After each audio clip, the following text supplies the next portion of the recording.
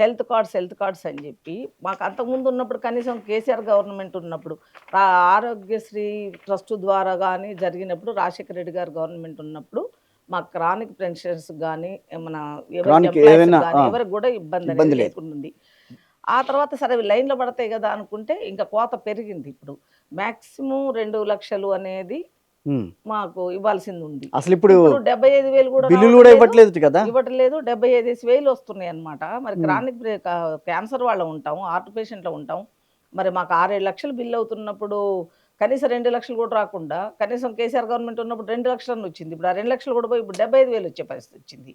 మరి హెల్త్ మీద కోత అనేది ఎటు చూసినా విదేశాల్లో చూస్తేనేమో విద్యా వైద్యం అనేది ప్రభుత్వం తీసుకుంటుంది. అలాగే వృద్ధుల సంరక్షణ Yes. అది కూడా బాధ్యత తీసుకుంటుంది.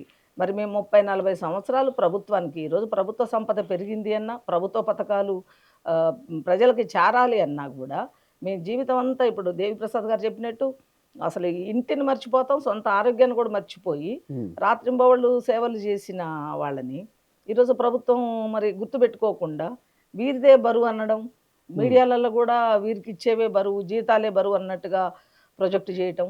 ఇప్పుడు నాకు వచ్చేదే 18,500 కోట్లు వస్తుంది, మరి 6,500 కోట్లు జీతాలకే పోతుంది అన్నాడు. ప్రజల్లో ఎలాంటి మెసేజ్ పోతుంది?